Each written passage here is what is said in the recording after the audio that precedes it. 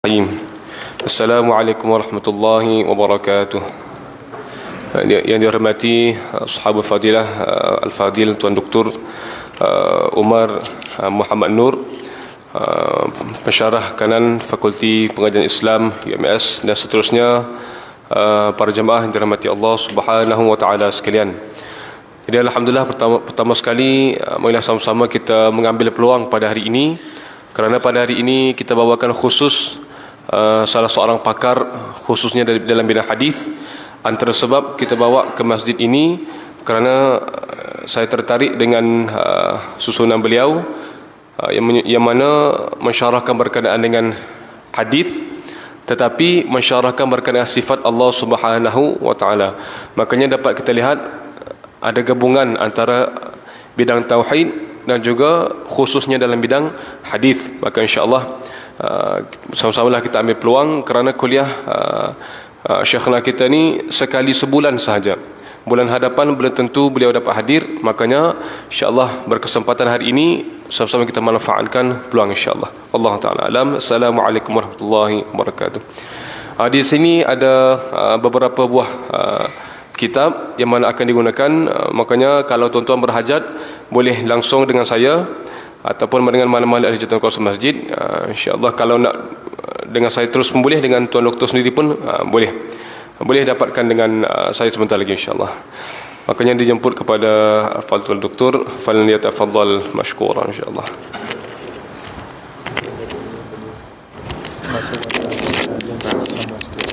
Tadi sebentar baik pada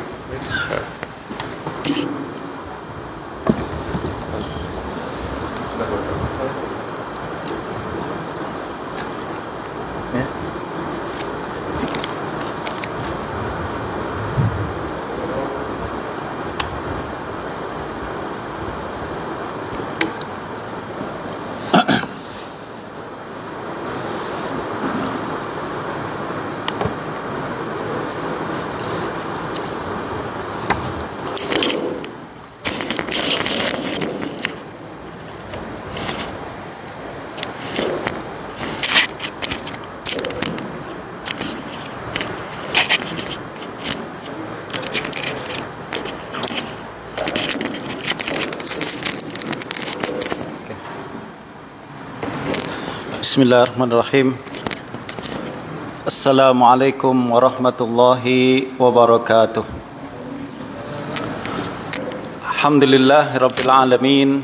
Wassalatu wassalamu ala sayyidina maulana Muhammadin wa ala alihi wa sahbihi ajma'in. Rabbin fa'na bima 'allamtana wa 'allimna ma yanfa'una warzuqna ilman yuqarribuna ilaika ya rabbal alamin. Allahumma faqihna fid din wa 'allimna ta'wil waftah 'alaina futuhal 'arifina bika ya rabbal alamin. Wa la haula wa la quwwata illa billahil 'aliyyil 'azim. Allahumma inna amsayna nushhiduk wa nushhidu hamalata 'arshika wa malaikataka wa jami'a khalqika annaka antallah la ilaha illa anta wahdaka la syarika lak wa anna Muhammadan abduka wa rasuluk. Alhamdulillah, pertama-tama saya ucapkan banyak-banyak terima kasih pada pihak masjid, terutamanya Al-Ustaz Nik Hakim, Tuan Imam, Tuan Bilal, para pengurus masjid dan para jamaah sekalian yang dirahmati Allah Subhanahu wa taala. Sama-sama kita bersyukur kepada Allah Subhanahu wa taala atas limpahan karunia dan peluang untuk masih terus diberikan peluang dan kesempatan untuk beribadah kepada Allah Subhanahu wa taala, dan juga peluang dan kesempatan untuk amalan ibadah kita sebagai bekalan kita menuju Allah Subhanahu wa taala. Alhamdulillah, pada kesempatan kali ini adalah sesi saya yang pertama dan juga peluang saya yang pertama untuk bersilaturahim kepada tuan-tuan pada hari ini di Masjid Al-Falah nih. Untuk makluman rekan-rekan dan tuan-tuan sekalian, Saya sebenarnya memang masih sangat baru di kota Kinabalu nih. Saya berasal dari Malaysia, Jakarta. Tapi dah lama duduk di Malaysia sejak 2011. Duduk di KL, kemudian pindah bertugas di Pulau Pinang di University Science Malaysia, dan sekarang ni baru 2 bulan lebih saya mulakan bertugas di University Malaysia Sabah. Jadi masih panas lagi tuan-tuan, masih hot lagi, masih duduk di kota Kinabalu ni dan masih menikmati keindahan-keindahan tempat-tempat yang ada di kota Kinabalu dan di Sabah saja. Dan saya berterima kasih kepada rakan-rakan yang ada di Sabah yang begitu ramah, begitu baik hati dan juga berhusnuzon kepada saya, bersama kepada saya. Mereka ingat saya ni ada sedikit ilmu yang boleh dikongsikan dengan tuan-tuan sekalian. Justru ada beberapa masjid dan tempat-tempat tertentu yang telah menjemput saya untuk berbincang, berceramah dan juga memberikan mau'izatul hasanah, walaupun saya rasa saya macam tak berkelayakan lagi lah bercakap dan juga berceramah di hadapan tuan-tuan. Bagaimanapun alhamdulillah kita sama-sama bersyukur kepada Allah Subhanahu wa taala. Pada hari ini kita berjumpa dalam sebuah majlis kuliah yang mudah-mudahan Allah jadikan dia bukan yang pertama dan terakhir. Mudah-mudahan dia menjadi satu rutin kita. Dia menjadi satu dia tak sedap ke.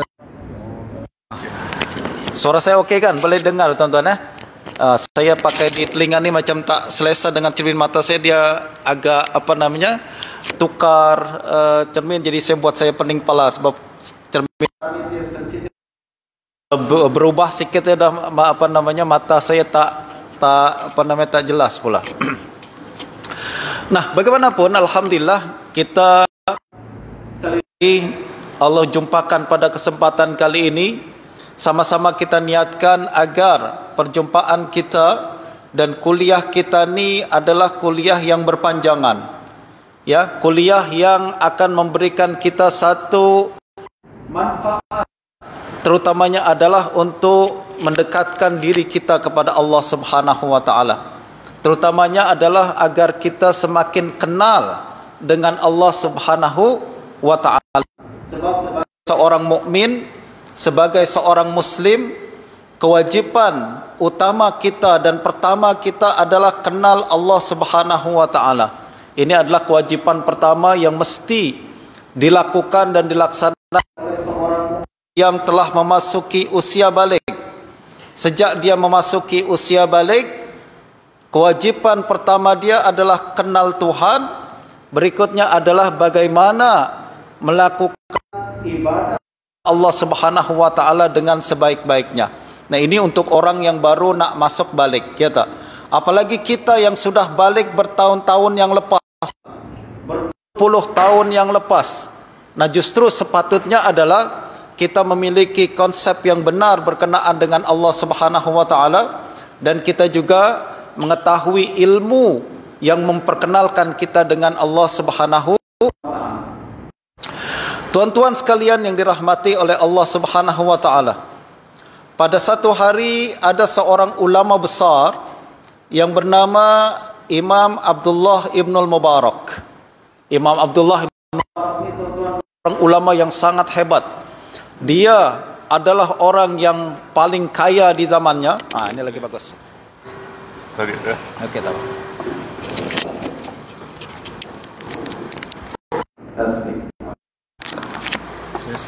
Selesa sikit lah. Nah, berbincang berkenaan dengan Imam Abdullah bin Mubarak, beliau tuan-tuan meninggal dunia pada 181 Hijrah. Maknanya baru 100, belum sampai 200 tahun sejak baginda Nabi meninggal dunia. Nah, Abdullah bin Mubarak tuan-tuan dia berasal dari satu negeri yang sekarang ni berada di Afghanistan. Ya, Afghanistan ni sejak dulu lagi dia adalah satu negeri yang melahirkan ramai para ulama sebenarnya.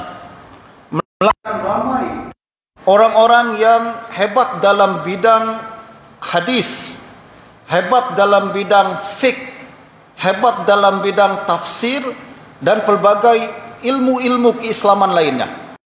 Nah, salah satunya adalah Imam Abdullah Ibn Mubarak ni tuan-tuan. Dia adalah orang yang sangat kaya. Boleh dikatakan dia seorang milioner di zaman dia, seorang jutawan di zaman. Masa yang sama dia juga terkenal dengan orang yang sangat zuhud. Zuhud ni kita ingat orang miskin, betul tak? Orang yang tak punya harta, tak. Sebenarnya konsep macam tu silap berkenaan dengan zuhud. Orang yang paling kaya macam Abdullah Ibn Mubarak boleh mendapatkan darjat zuhud, orang yang paling zuhud, orang yang paling tak cinta dunia. Kita selalu tafsir macam tu kan. Kita tafsirkan zuhud maknanya adalah dia tak cinta dunia. Betul. Macam mana orang yang paling kaya, jutawan, pada masa yang sama juga dia adalah seorang yang tak cinta dunia.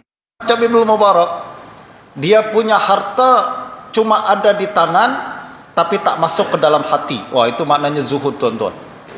Kita boleh menjadi orang yang paling kaya, pada masa yang sama kita juga paling zuhud. Dan kita boleh menjadi orang yang paling berkuasa di satu negeri, menjadi raja, menjadi perdana menteri, ataupun menjadi orang yang paling powerful di satu negeri. Pada masa zuhud dia. Orang yang macam ni dia pegang kuasa cuma di tangan saja tuan-tuan, tapi tak masuk di hati. Justru apabila harta diambil, dia tak sakit hati. Apabila kekuasaan tu beralih ke orang lain, dia tidak sakit hati. Kenapa? Dia tak pernah letak hartanya di hati. Dia tak pernah letak kekuasaan tu dalam hati. Dia letak di tangan saja. Dia hanya gunakan kuasa dan harta tersebut untuk mencapai yang lebih tinggi daripada kekuasaan dunia, yaitu mencapai surga Allah Subhanahu wa taala. Nah, kembali kepada Imam Abdullah Mubarak.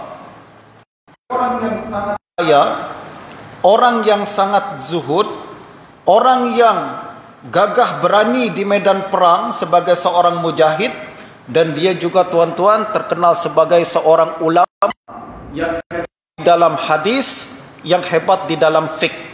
Nanti kita akan bincang tentang Ibnu Mubarak pada masa yang akan datang lagi tuan-tuan. Nah, poinnya adalah pada satu hari Ibnu Mubarak pernah bertanya kepada rakan-rakan murid-murid dia. Dia katakan, adakah kamu mengetahui sesuatu yang paling lezat yang ada di atas muka bumi ini? Dia tanya pada murid-murid dia, wahai tuan-tuan sekalian, apa sesuatu yang paling lezat di atas muka bumi ini? Apa yang paling sedap, paling nikmat yang ada di atas muka bumi ini? Tanyalah kepada orang yang usia dia 90 tahun, 80 tahun, 70 tahun.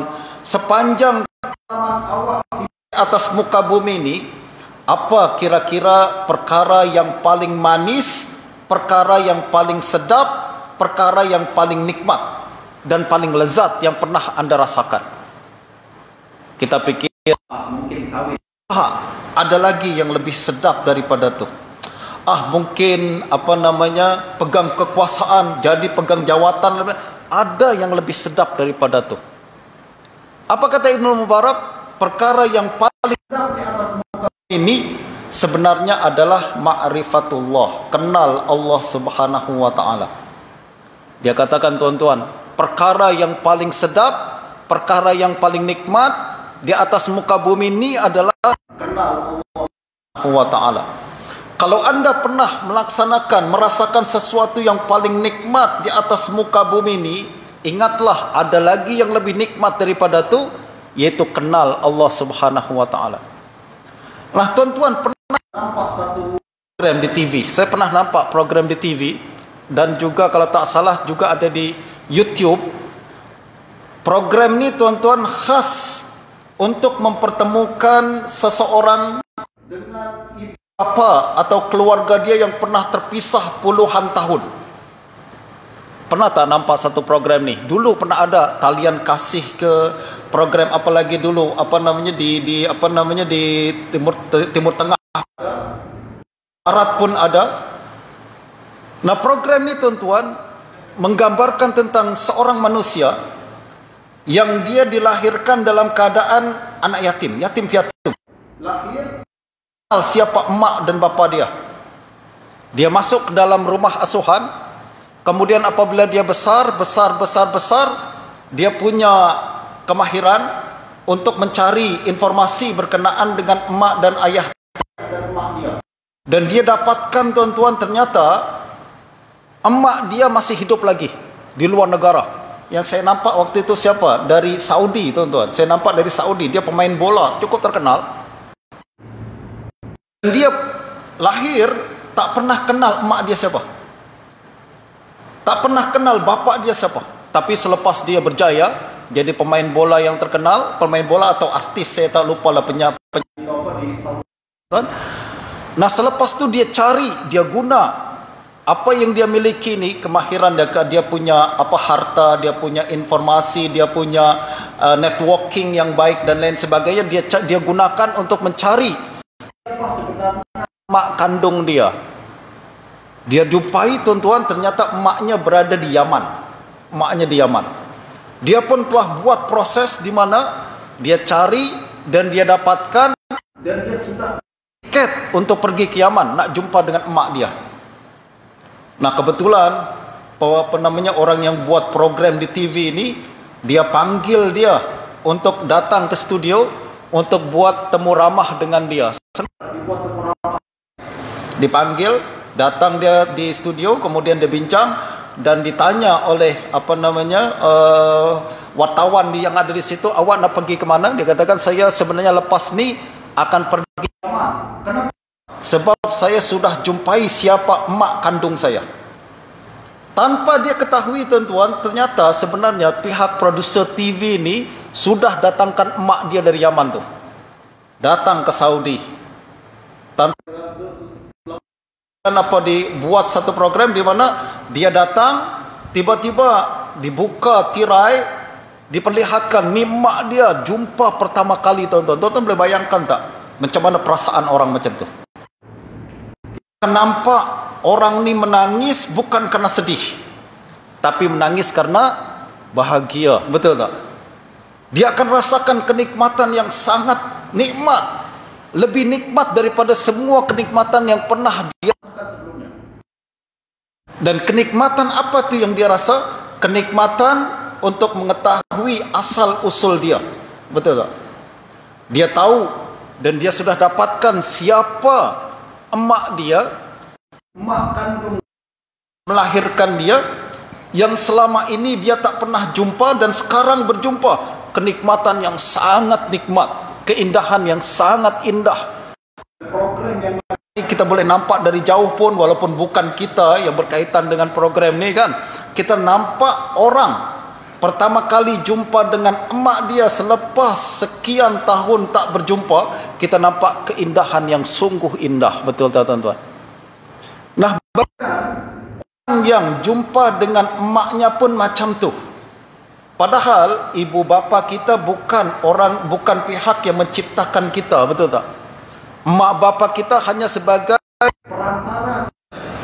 Mereka hanya sebagai perantara untuk mewujudkan kita di atas muka bumi ini. Siapa penyebab utama dan hakiki yang menyebabkan kita hadir? Allah Subhanahu wa taala. Nah, justru kalau orang jumpa dengan emak pertama kali, kenikmatan pun macam tu, kenikmatan, kelezatan, keindahan yang dia rasakan macam tu, tak terbayang dengan kata-kata, tak boleh digambarkan dengan kata-kata, apalagi ada manusia kembali kepada Allah Subhanahu wa taala. Kenikmatan jauh lebih nikmat, tuan-tuan. Keindahan jauh lebih indah. Itu sebabnya, tuan-tuan ya, orang yang paling nikmat adalah, orang yang paling merasakan kenikmatan adalah orang-orang yang disebut sebagai at-tawwabun, orang yang bertaubat kembali kepada Allah Subhanahu wa taala. Ini adalah orang yang paling merasakan kenikmatan yang paling nikmat. Para ulama katakan macam tu. Kalau ada orang yang akan tetapi dia tak rasakan kenikmatan, tak rasakan kemanisan ketika dia bertaubat, maka taubat dia belum betul-betul taubatan nasuha. Syarat sesuatu yang Allah bagi secara cash kepada kalangan tertentu manusia ni sekarang ni tuan-tuan adalah siapa yang bertaubat dan kembali kepada Allah Subhanahu wa taala, paling kurang dia akan rasakan kenikmatan di dalam hati dia. Paling kurang dia akan rasakan kemanisan dalam hati dia. Kenapa? Seolah-olah macam orang yang telah bertahun-tahun tak jumpa dengan emak ayah dia. Bertahun tak pernah berjumpa dengan penyebab kewujudan dia di atas muka bumi. Sekarang jumpa untuk pertama kali, dia akan rasakan kenikmatan, kemanisan dan kelezatan yang dirasakan dalam hati dia. Nah, justru ada seorang ulama Islam, tuan-tuan. Dia bernama Abu Sulaiman Ad-Darani. Dia pernah mengatakan, hanu alaihi fa'asauhu walau karumu alaihi la'anahu minha.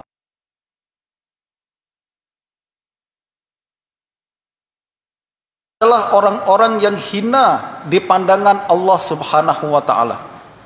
Sekiranya mereka mulia di pandangan Allah, mereka akan dihalang daripada melakukan maksiat ni. Jadi maksiat ni bukan dia rasa nikmat, manis, ya betul.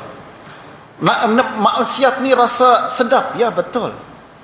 Kita orang ni pergi ke tepi pantai, kemudian dia buat maksiat di sana, minum arak, dancing dan lain sebagainya di tepi pantai itu, dia rasakan sedap, betul, dia rasakan sedap. Tapi kembali kepada Allah Subhanahu wa taala jauh lebih sedap, jauh lebih nikmat daripada maksiat yang dilakukan oleh orang-orang yang bermaksiat. Sayang mereka tak tahu. Para ulama selalu mengatakan macam tu. Sayang mereka tak tahu. Kalau mereka tahu kenikmatan dan kelezatan kembali kepada Allah Subhanahu wa taala, mereka akan tinggal semua maksiat tu. Kelezatan yang engkau rasakan dalam maksiat tu kecil, sikit dan sementara. Betul tak? Kelezatan maksiat dia melakukan maksiat tu sekejap dia rasakan nikmat tu, tapi berikutnya dia hanya sementara saja, dia tidak bertahan lama. Tapi kenikmatan dan kelezatan kembali kepada Allah Subhanahu wa taala, dia adalah kelezatan yang bertahan lama dan dia akan tinggal di dalam hati sepanjang hidup kita. Nah, ini kehebatan kita. Justru para ulama sejak awal lagi, Imam Abdullah bin Mubarak mengatakan kenikmatan apa yang paling nikmat di atas muka bumi? Dia katakan kenikmatan yang paling nikmat adalah kenal Allah Subhanahu wa taala. Nah, mudah-mudahan Allah Subhanahu wa taala bagi kita peluang untuk mendapatkan kelezatan itu walaupun sementara, walaupun sekejap saja. Dan kenikmatan untuk kenal Allah Subhanahu wa taala mesti berasal daripada pahaman ataupun ilmu ataupun ilmu yang diajarkan oleh baginda Nabi sallallahu alaihi wasallam. Sebab tak ada orang yang kenal Allah lebih daripada baginda Nabi sallallahu alaihi wasallam. Nabi katakan sendiri dalam hadis, beliau mengatakan, ana a'lamukum wa atqakum billah. Saya adalah orang yang paling kenal kepada Allah dan saya adalah orang yang paling takwa kepada Allah Subhanahu wa taala. Allah Subhanahu wa taala, jalan kita tak lain dan tak bukan adalah mesti melalui jalan baginda Nabi sallallahu alaihi wasallam. Cara untuk Subhanahu wa taala yang paling bagus, cara untuk kenal Allah Subhanahu wa taala yang paling tepat adalah dengan cara mengkaji hadis-hadis dan sunnah baginda Nabi sallallahu alaihi wasallam. Ini yang dilakukan oleh para ulama kita, tuan-tuan.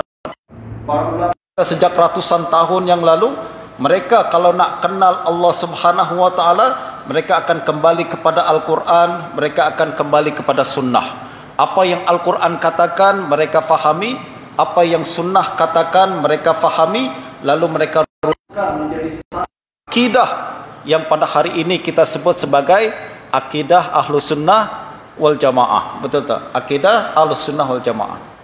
Namun begitu, tentu saja untuk kembali kepada Al-Quran ini mudah.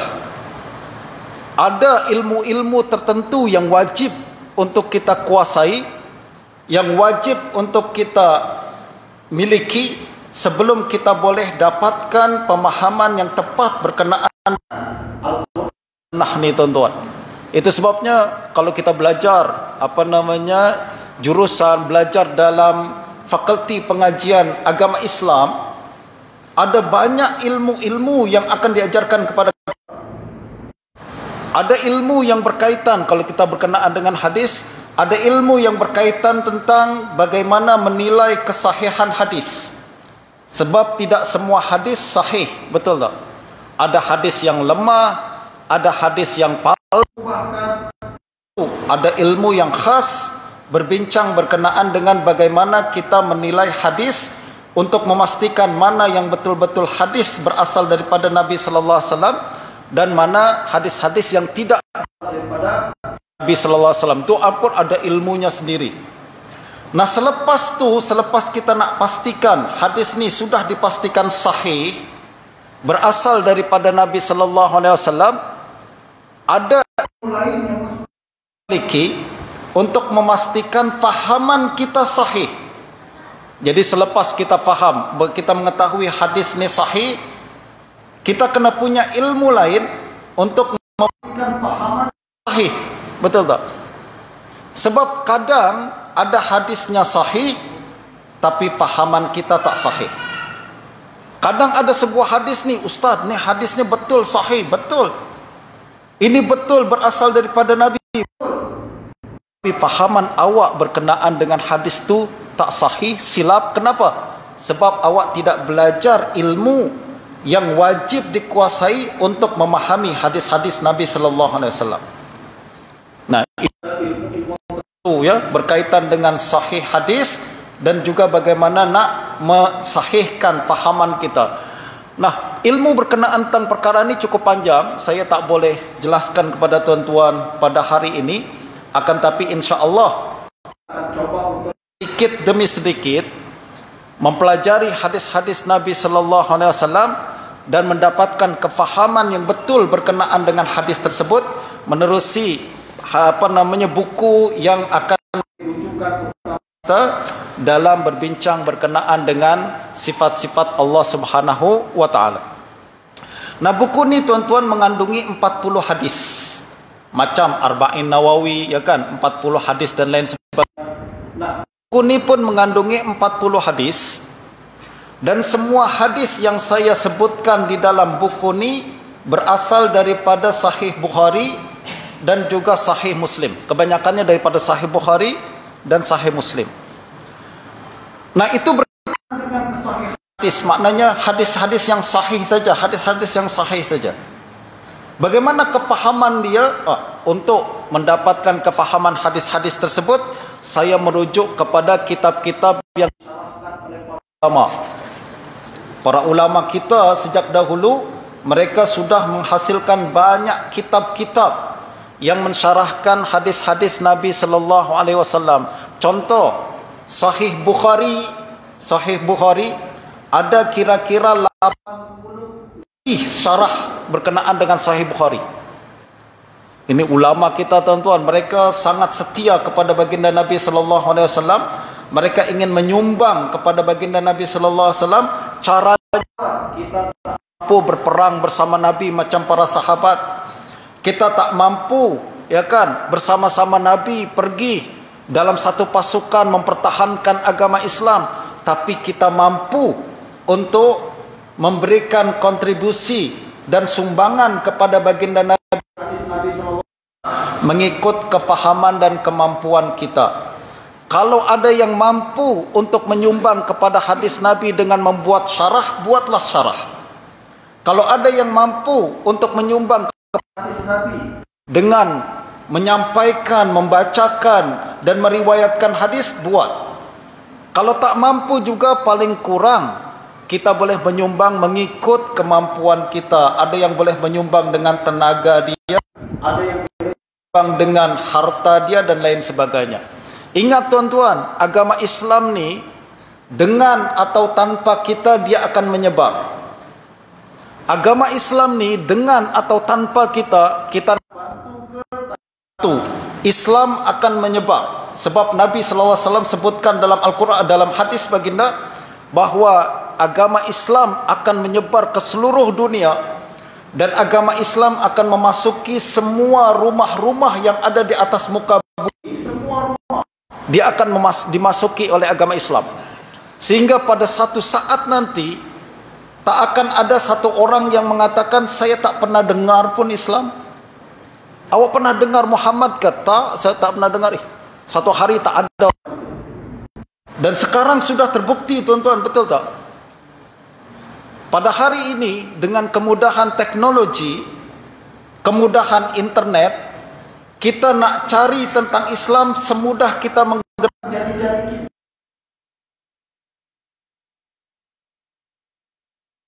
Tak ada orang yang katakan saya tak tahu. Tak mungkin dia katakan tak tahu. Google je senang, betul? Bahkan sekarang tak payah Google pun, kita ada AI. Kita tinggal saja Islam. Dia sudah carikan semua data berkenaan dengan agama Islam. Nah, justru menariknya tuan-tuan, dalam sebuah hadis riwayat Imam Bukhari, baginda Nabi SAW bercerita berkenaan dengan malaikat dan nakir yang akan bertanya kepada seorang manusia di dalam kubur. Tuan-tuan tahu tak apa soalan yang dia tanyakan di dalam kubur ni? Kita selalu tanya, tahu Ustaz? Soalannya adalah manuka, betul kan? Siapa Tuhanmu? Apa agamamu? Ini adalah soalan-soalan yang biasa kita dengar. Akan tapi kalau kita membaca Sahih Bukhari, nanti tuan-tuan kalau ada masa kita baca Sahih Bukhari. Dalam Sahih Bukhari, soalan yang ditanyakan oleh malaikat sebenarnya adalah ma ra'yuka bihadzal rajul. Jadi ceritanya dalam sebuah hadis panjang, Nabi bercerita berkenaan dengan seorang manusia yang dikubur. Dimasukkan kubur, kata Nabi, selepas orang-orang yang menghantar dia kembali ke rumah masing-masing, dia boleh dengar gerak langkah orang-orang yang berjalan tu di atas dia. Selepas tu dia akan didudukkan oleh dua malaikat. Malaikat datang lalu didudukkan. Lalu malaikat akan tanya soalan kepada dia. Apa soalan dia? Wahai fulan, ma ra'yuka bihadzal rajul? Wahai fulan, apa pandangan awak berkenaan orang ini? Siapa orang tu? Dia adalah baginda Nabi sallallahu alaihi wasallam. Jadi soalan berkenaan baginda Nabi sallallahu alaihi wasallam. Dia akan ditanya sama ada dia orang Islam ke bukan Islam. Ada, yang penting dia sudah balik. Sama ada laki-laki ke perempuan. Sama ada di tanah Arab ke bukan tanah Arab. Apabila dia meninggal dunia, sama ada dia meninggal dunia masuk ke dalam kubur ke, dibakar ke, dimakan haiwan ke dan lain sebagainya. Masuk alam kubur atau kita sebut sebagai alam barzakh, maka malaikat akan datang kemudian tanyakan soalan. Apa soalan dia? Ma ra'yuka bihadzal rajul? Apa pandangan awak berkenaan dengan orang ni? Siapa orang tersebut? Nabi sallallahu alaihi wasallam. Kata Nabi, fa ammal mu'min, kalau dia mukmin dia akan boleh jawab, oh, kenallah, dia adalah Muhammad bin Abdullah, dia adalah Rasul Allah, dia mengajarkan agama Islam, dia ajarkan agama tauhid, dia ajarkan bagaimana nak sembah Allah dengan sebenar-benarnya, dia telah ajar wajibkan kita salat, zakat dan lain sebagainya. Semua saya percaya, saya buat. Orang yang macam ni malaikat katakan num naumatal arus, awak sila tidur, tunggu sekejap, tak lama lagi akan berlaku kiamat, lalu berlaku hisab, awak akan dibangkitkan semula, awak akan dimasukkan ke dalam surga. Tidur sekejap. Ini sedaplah, dia VVIP tuan-tuan. Akan tetapi kalau orang yang kafir atau munafik, kata Nabi sallallahu alaihi wasallam, adapun orang yang munafik atau kafir, apabila ditanya, apa pandangan awak tentang orang ni? Apa jawapan dia? La adri, sami'tun nasa yaqulun faqultu. Dia katakan, entahlah.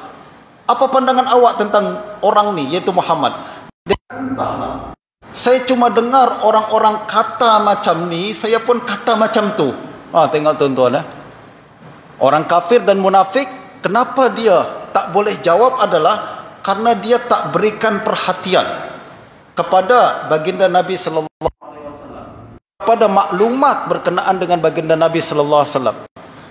Dia tak ambil peduli berkenaan dengan Islam, tak ambil peduli dengan baginda Nabi. Akhirnya ketika ditanya apa pandangan awak tentang orang ni, dia tak kata, saya cuma dengar katanya dia teroris. Saya cuma dengar katanya dia macam ni, katanya macam tu. Saya pun kata macam tu. Ya tak? Apa jawapan malaikat selepas orang tersebut jawab macam ni?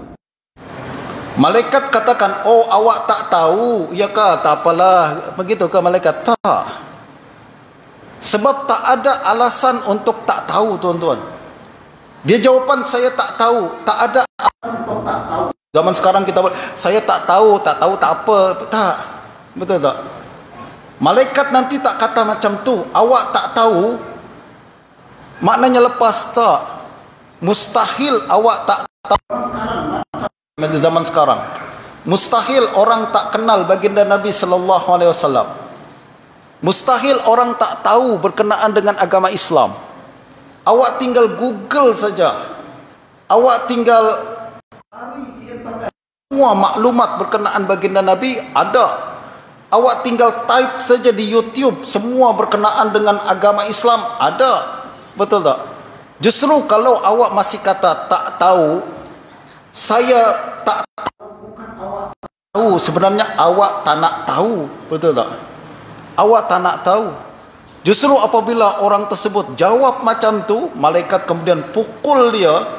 Kata Nabi, dipukul dengan satu pukulan sampai katakan la daraita la adraita wala daraita. Dia katakan la daraita wala la adraita wala daraita. Awak sudah tak tahu, tak nak cari tahu. Wah, hebatnya tuan-tuan. Sudahlah awak tak tahu, tapi tak nak cari. Tak ada alasan tak tahu. Yang ada adalah awak tak nak tahu. Sama juga pada hari ini, kita berbincang berkenaan tentang Allah Subhanahu wa taala. Kita berbincang berkenaan dengan baginda Nabi sallallahu alaihi wasallam. Berbincang berkenaan hadis dan sunnah baginda Nabi. Kita bincang berkenaan dengan akidah Ahlus Sunnah wal Jamaah. Tak ada alasan bagi kita untuk katakan saya tak tahu, Ustaz. Tak ada alasan untuk saya katakan saya tahu tentang, tak tahu macam mana. Kuliah di masjid free, tak bayar. Betul tak? YouTube free, tak bayar. Facebook free, tak bayar. Google tak bayar. Awak boleh cari semua maklumat berkenaan tentang perkara lain, tapi tak cari maklumat berkenaan tentang Allah Subhanahu wa taala. Ini bukan tak tahu, tapi tak nak ambil tahu. Maknanya kita tak peduli berkenaan dengan kita. Nah, justru penting bagi kita, tuan-tuan, berkenaan dengan iman kita ni. Kita tinggal hidup satu kali saja. Sayang kalau hidup satu kali kita tak dapat kenikmatan yang paling nikmat yang pernah dirasakan oleh manusia, yaitu kenal Allah Subhanahu wa taala. Betul tak? Ini para ulama nanti kita akan bincang berkenaan dengan ada satu akidah yang disepakati oleh semua ahlu sunnah wal jamaah. Apa dia? Akidah yang disepakati oleh ahlu sunnah wal jamaah adalah pada hari kiamat nanti kita akan melihat Allah Subhanahu wa taala. Ini akidah disepakati, tuan-tuan, di kalangan ahlu sunnah wal jamaah. Pada satu hari nanti di akhirat kita akan berjumpa dengan Allah Subhanahu wa taala. Hadisnya diceritakan oleh baginda Nabi dalam Sahih Bukhari dan juga diceritakan dalam Sahih Muslim dan pelbagai hadis-hadis Nabi yang lain. Cerita dalam hadis tersebut sangat indah. yang saya boleh bawakan adalah hadis riwayat daripada Imam Muslim dari seorang sahabat Nabi bernama Suhaib Ar-Rumi. Suhaib mengatakan bahawa baginda Nabi sallallahu alaihi wasallam pernah bersabda, "Idza dakhala ahadul jannati," sudah memasuki surga, mereka telah merasakan kenikmatan yang ada di dalam surga. Wah, tengah-tengah cerita azan pula. Kita berhenti sekejap untuk azan dan kita lanjutkan lagi insyaallah sekejap lagi.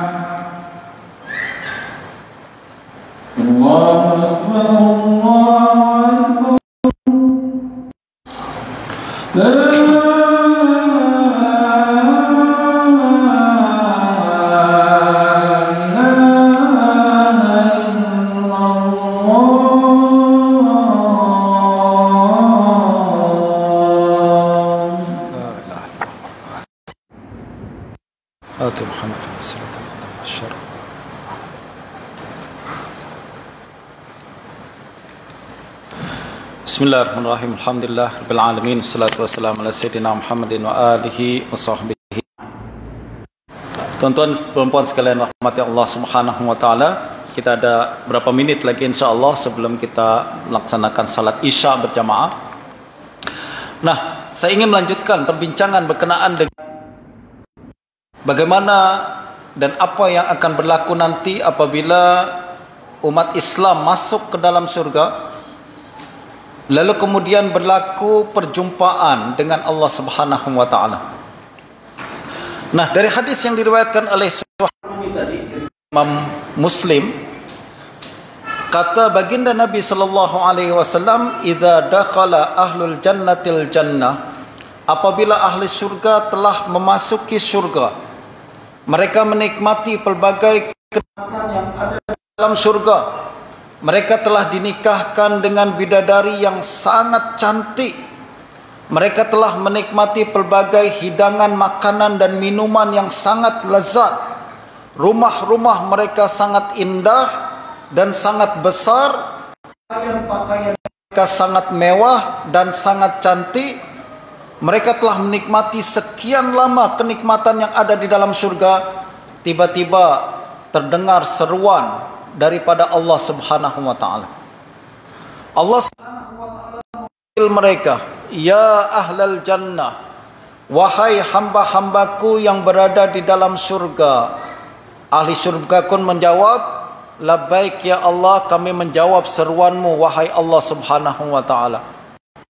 Kata Allah Subhanahu wa taala, "Hal azidukum, maukah kamu aku tambah lagi satu kenikmatan yang belum engkau rasakan di dalam surga ni?"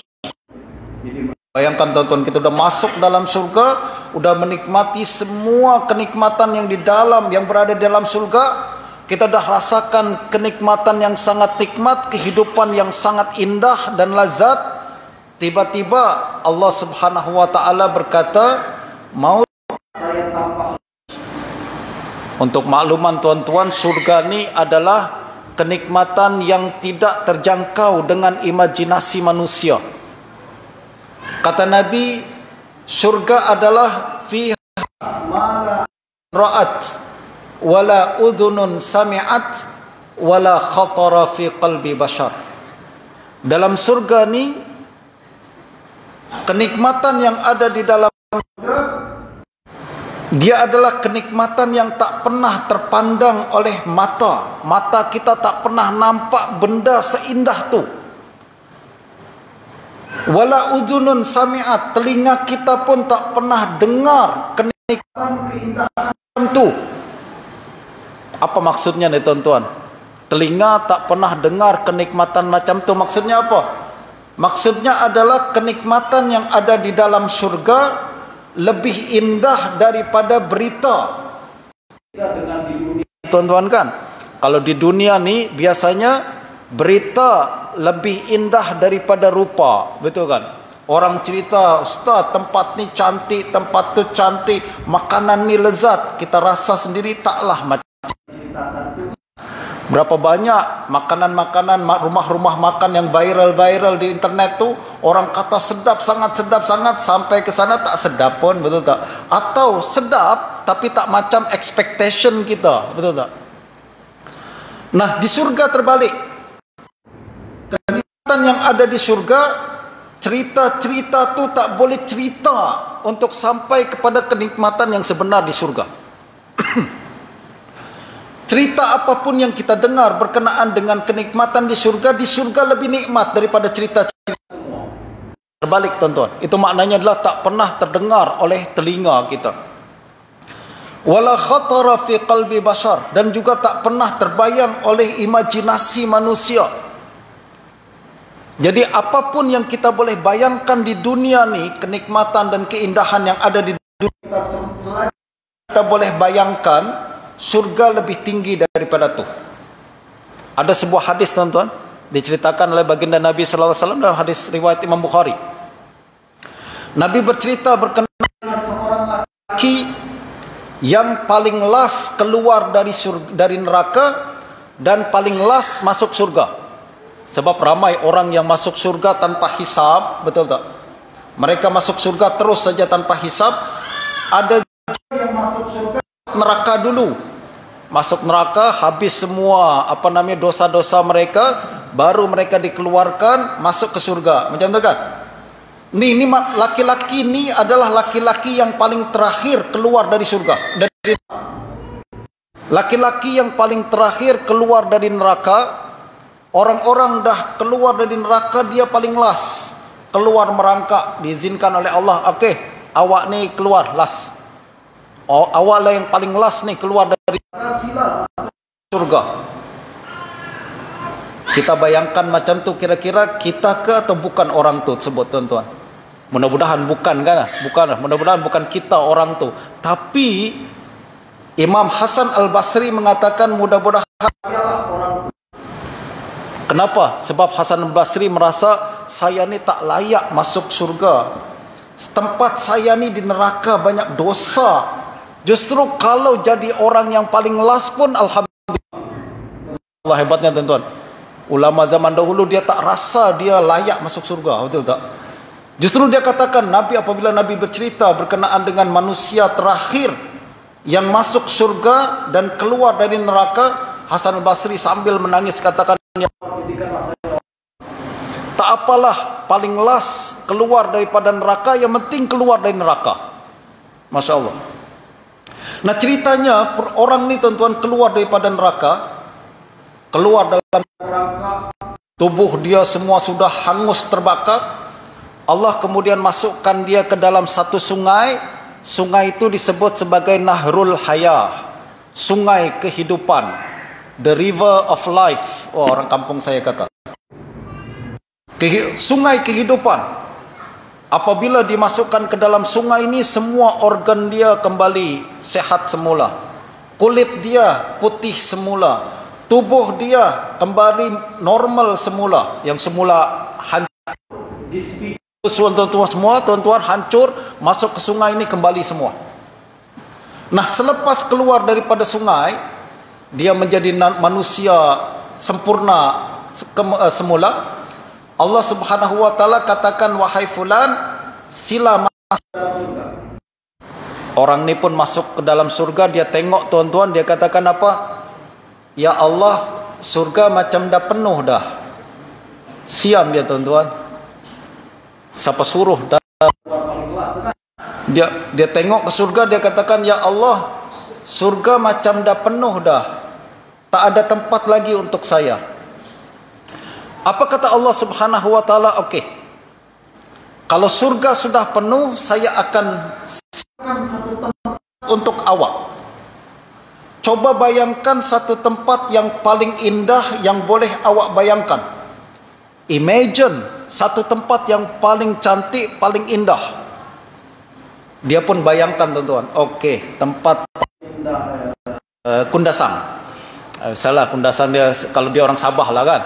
Dia akan tengok, okey, yang paling indah Sampurna ke, saya nak ada laut sini, tepi laut, saya nak rumah saya tu ada macam ni, besarnya macam ni, terbuat bahan-bahan. Apa yang dia boleh bayangkan, imajinasi dia yang paling tinggi.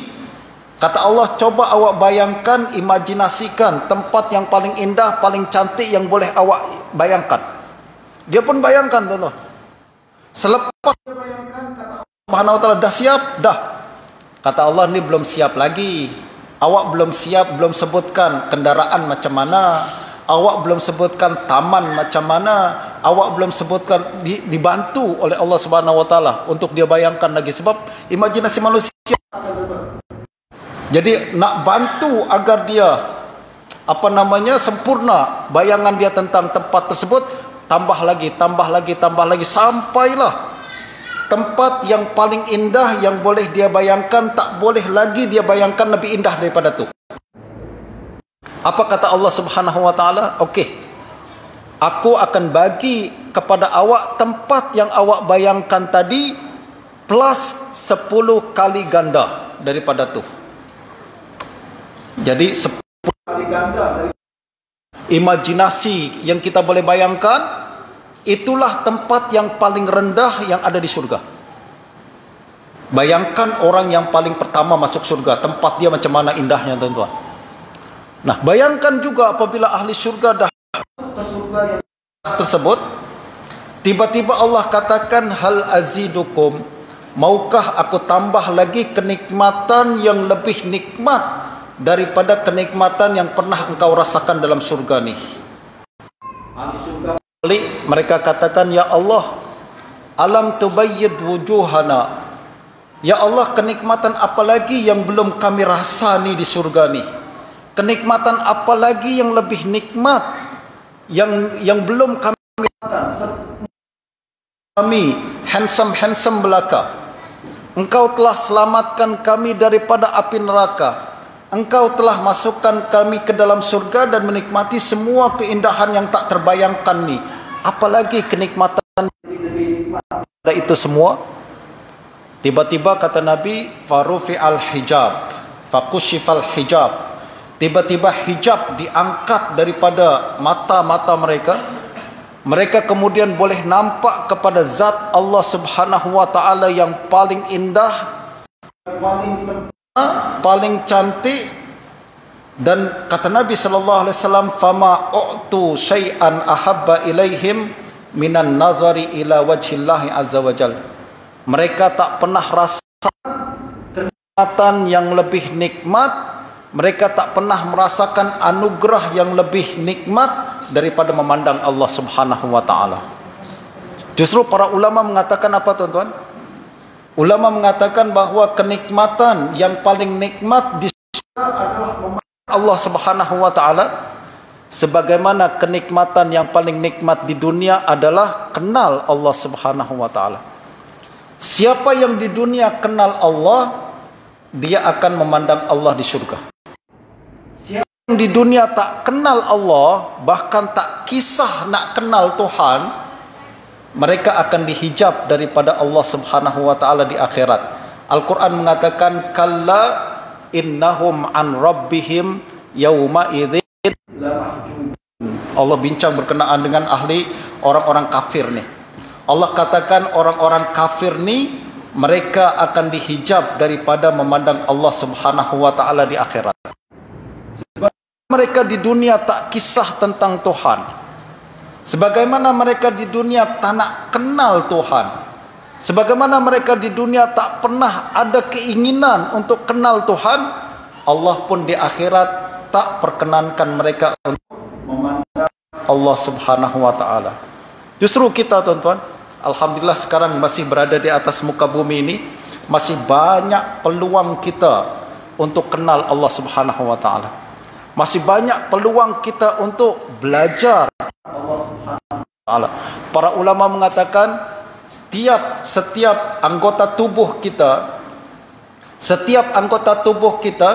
dia ada kenikmatan mengikut fungsi dia masing-masing. Mata dia melihat, kenikmatannya adalah apabila melihat benda-benda yang cantik, benda-benda yang indah, betul tak? Telinga, fungsi dia mendengar, kenikmatannya adalah mendengar suara-suara yang indah. Lidah, fungsi dia adalah rasa, kenikmatannya adalah merasakan benda-benda yang lazat, yang manis, yang sedap, betul tak? Hati, tuan-tuan, fungsi dia adalah ilmu pengetahuan, menerima ilmu. Maka kenikmatan dan kelezatan adalah apabila dia kenal Allah Subhanahu wa taala. Nah, justru Allah dah bagi mata kita, syukuri dengan melihat yang indah-indah, yang cantik-cantik, yang halal. Begitu juga Allah telah bagi kita hati, syukuri dia dengan gunakan untuk mengenal Allah Subhanahu wa taala. Semakin kita kenal Allah, semakin indah hidup kita. Semakin kita kenal Allah Subhanahu wa taala, semakin nikmat hidup kita di dunia dan di akhirat, insyaallah. Saya rasa cukup untuk perjumpaan kita pada hari ini sebagai pembukaan. Kita belum sempat baca lagi nih, tuan-tuan, buku ni, insya-Allah. Tak apa, ini sebagai sesi perkenalan, sesi targhib, sesi untuk mendorong kita untuk memahami kepentingan membaca buku ni, insya-Allah. Dan insya-Allah kita akan jumpa pada masa-masa akan datang.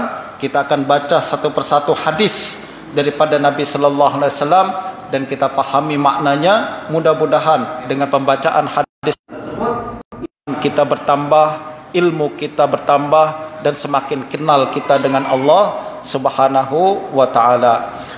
Insyaallah kita berjumpa semula pada masa akan datang. Sallallahu ala sayyidina Muhammadin wa ala alihi wa sahbihi wasallam. Assalamualaikum warahmatullahi wabarakatuh.